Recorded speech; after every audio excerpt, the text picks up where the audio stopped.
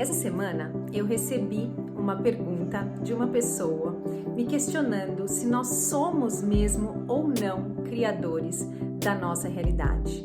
Então eu quis gravar esse vídeo para esclarecer isso de uma vez por todas, porque essa é a base de todo o nosso trabalho aqui. Então vem comigo nesse vídeo que eu vou esclarecer essa questão da melhor forma possível, porque é que a gente ainda duvida. Vem comigo? Eu sou a Renata Fernandes e este é o Reconexão Interior. Você ainda duvida que nós somos criadores da nossa realidade? Ou você é aquela pessoa que acredita que uma parte, até que tudo bem, eu entendo, sou eu que estou criando, consigo ver os sinais por aí de que é isso que está acontecendo, mas para outras não, de forma nenhuma, não é possível que eu tenha criado isso para a minha vida, não tem razão disso ter acontecido, então eu acredito desacreditando, eu acredito mais ou menos. Via de regra, a gente vai acreditar que a gente cria as coisas boas que a gente vive na nossa vida, mas que as coisas ruins, essas devem ser resultado do acaso, o universo jogou aí os dados e, infelizmente, eu fui a pessoa sorteada. Vamos entender por que é que a gente tem essa dúvida plantada ainda na nossa mente? É muito simples, gente. Na verdade, o natural é que a gente tenha essa dúvida, porque nós fomos doutrinados para acreditar que nós somos um resultado, né? Que nós somos recebedores, que nós somos vítima de todo esse sistema. A gente foi doutrinado e a gente é doutrinado até hoje nas nossas escolas porque é interessante para o sistema que isso continue sendo assim, né? Que a gente continue acreditando que nós somos muito mais vítimas do que criadores. Repare que o nosso sistema educacional, e eu não estou falando só do Brasil, eu moro na Holanda e aqui é da mesma forma, e os outros lugares que eu conheço também, tirando aí os países nórdicos, né, Finlândia, Noruega, que estão um pouquinho mais avançados nesse assunto, o nosso sistema educacional, ele ainda é o mesmo desde a era da Revolução Industrial. Nessa época, né, a escola, ela era pautada muito em obediência e padronização, porque isso era importante para as fábricas, isso era importante para que as pessoas pudessem render no sistema de produção, né, no sistema de produção em linha, por exemplo, que foi criado pelo Henry Ford. E a gente não mudou muito o sistema educacional desde essa época. Eu acho muito pouco provável, se você for procurar aí, se você tiver filhos, né? E você for procurar aí no livro de ciências do seu filho, qual é o modelo de átomo que ele explica no livro? Ainda é o modelo newtoniano? Porque a ciência já provou que não é assim, né? Então, para que a gente possa entender como é que a gente cria a nossa realidade, a gente vai ter que abrir um pouquinho a nossa mente para se questionar se a forma como a gente entende o mundo é mesmo real ou não. Será que o mundo é mesmo feito só de matéria sólida, né? Lá por volta de 1600, Newton, Galileu e Descartes defendiam que sim, que o mundo era feito por matéria sólida. O Newton, por exemplo, desenvolveu um modelo de átomo que era aquele do núcleo forte com os elétrons girando ao redor. E segundo esse modelo de átomo, né, a gente conseguiria localizar onde é que esses elétrons estariam na órbita do átomo. Guarda aí essa informação que isso vai ser importante mais para frente quando a gente for explicar o universo a partir da perspectiva da energia. E aí, além disso, né, o Descartes, por sua vez, defendia a teoria mecanicista. Então, de acordo com essa teoria, o homem e a natureza funcionam como máquinas, né? Além da gente estar separado da natureza, a gente funciona aí como máquinas e a gente está sujeito às leis da física. Estando sujeitos às leis da física, a gente só poderia confiar naquilo que os nossos 5 sentidos fossem capazes de nos mostrar. Então, aquilo que eu não vejo, aquilo que eu não ouço, aquilo que eu não toco, aquilo que eu não sinto, não existe.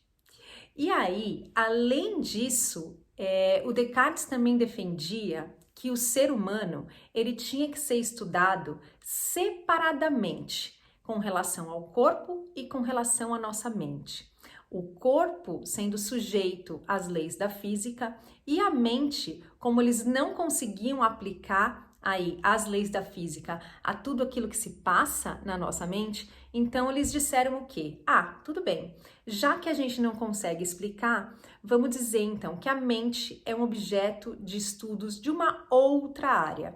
E aí a nossa mente humana virou objeto de estudos da religião naquela época, lá por volta de 1600.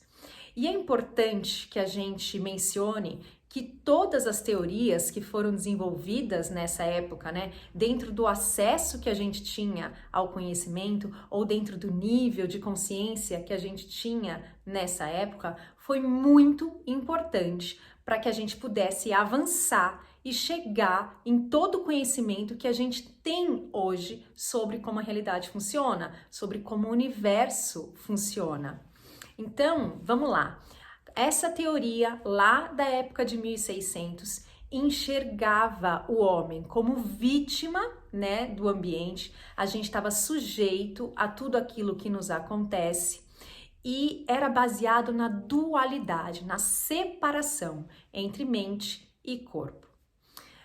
Coloca a fita aí para frente, chegando lá mais ou menos em 1800, um outro grande cientista começa a questionar a teoria que diz que o mundo é só formado por matéria sólida. E aí, o Einstein criou, então, essa fórmula aqui, né, a mais famosa, acho que além da teoria da relatividade, de que energia é igual a massa vezes aceleração ao quadrado. Então, energia é igual a massa. Olha só que fantástico. E aí, seguindo essas descobertas do Einstein, né, mais para frente veio o novo modelo de átomo, que mostra que o átomo não tem nada a ver com o modelo como foi lá criado por Newton por volta de 1600.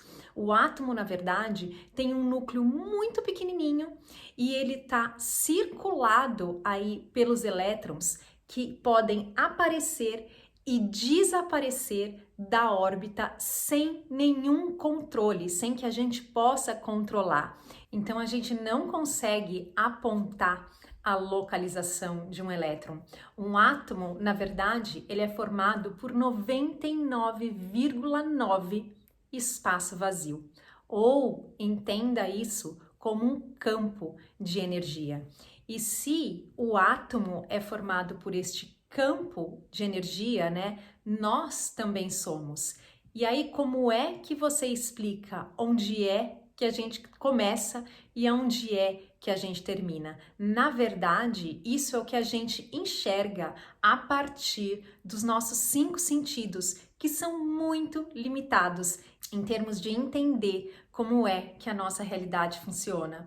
Mas como a gente foi doutrinado a confiar nisso, né? A confiar apenas naquilo que os nossos 5 sentidos conseguem nos mostrar e como a gente foi ensinado nas nossas escolas que essa daqui, que a teoria materialista é aquilo que explica como é que a nossa realidade funciona, a gente tem muita dificuldade em entender o que é que o novo veio nos mostrar.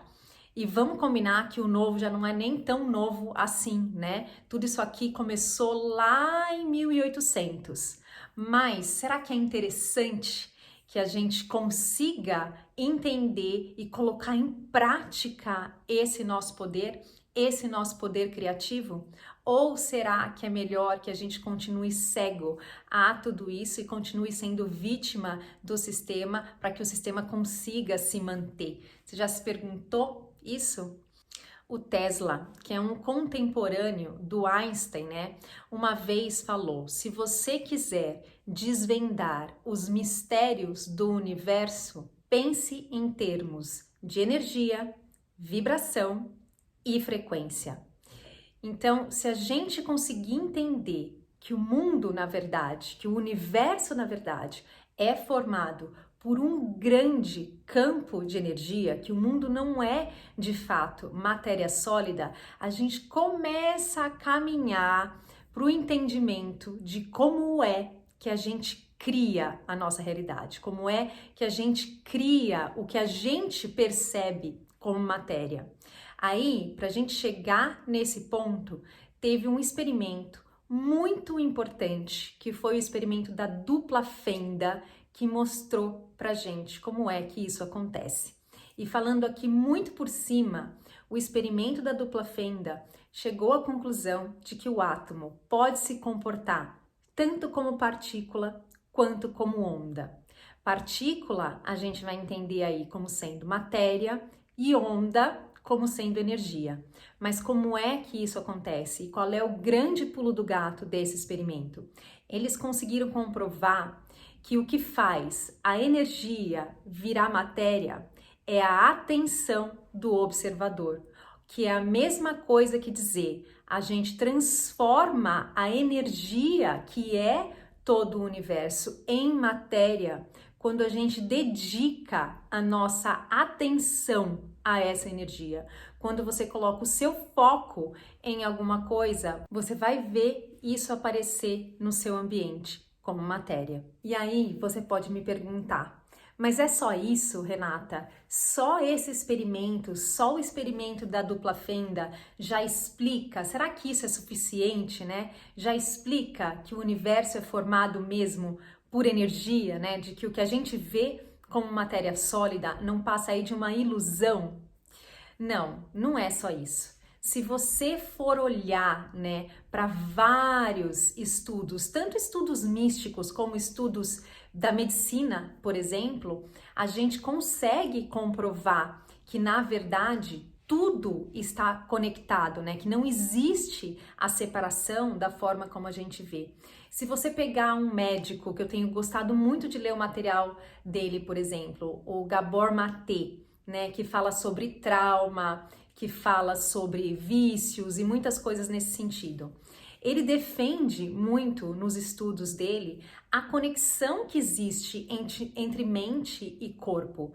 O tanto que a nossa mente cria muito daquilo que a gente percebe no nosso corpo. E aí, se você também entender que o ser humano é o microcosmo do macro, a forma como funciona com a gente é a mesma forma, é uma projeção daquilo que acontece no universo, né? Uma miniatura daquilo que acontece no universo. O Dr. Joe Dispenza também fala muito sobre isso de forma brilhante, como é que a gente cria tudo aquilo que a gente percebe na nossa realidade a partir dos nossos pensamentos e a partir dos nossos sentimentos. Porque como é que a gente direciona a nossa atenção, né? Como é que a gente se relaciona com esse grande campo de energia aonde a gente está inserido? Lembra, se você quer entender os mistérios do universo, pense em termos de frequência, vibração e energia.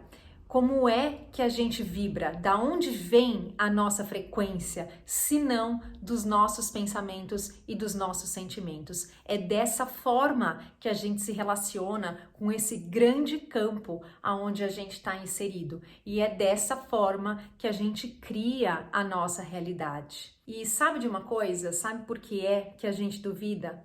Porque a gente não coloca em prática. Se pergunte honestamente se você observa os pensamentos e os sentimentos que você tem, nem que seja num período curto do seu dia. Você já experimentou colocar isso em prática? Não é uma tarefa simples quando a gente não está acostumado a fazer, né? Por isso, quando a gente fala de criação de realidade, parece que é uma coisa muito simples e a gente se sente muito frustrado quando a gente não consegue fazer. Mas, na verdade, falta muito na gente, o que eu vejo é que falta muito na gente conscientização. Não é mágica, gente, é física. A gente está falando de física aqui. Muito embora existam muitas outras provas dentro do misticismo que é sim dessa forma que funciona. Eu não conheço um grande mestre que defenda a ideia de que nós somos vítima daquilo que nos acontece ao invés de criadores, né? Então eu acho que vale a pena a gente se abrir para pelo menos se questionar se a forma como a gente entende a realidade é mesmo verdadeira e colocar em prática para ver quais são os resultados que a gente consegue colher na nossa vida, sem ter expectativa de que o resultado que a gente vai colher a partir disso vai ser exatamente como a gente planejou. Porque no fundo a gente não sabe o que é o melhor. Você tem que pedir e se abrir para o que é que vai vir. Pode ser que o que venha num primeiro momento você entenda como um problema, você interprete como uma coisa ruim que aconteceu na sua vida. Mas a gente não sabe o que vem depois, né? A gente não sabe qual é a próxima cena, quando a gente consegue verdadeiramente entregar. Era isso que eu queria compartilhar com vocês no vídeo de hoje. Eu acho que isso é uma excelente forma da gente começar 2023. É mais ou menos a historinha da pílula vermelha e da pílula azul do Matrix. No que é que você vai continuar acreditando? Você vai confiar na teoria materialista, na teoria de que você é sujeito de tudo aquilo que te acontece, vítima de tudo aquilo que te acontece? Ou a pílula azul, onde você pode retomar o seu poder? Era isso. Se você gostou desse vídeo, lembra de deixar aí o seu curtir, tá bom? Muito obrigada e até o próximo vídeo.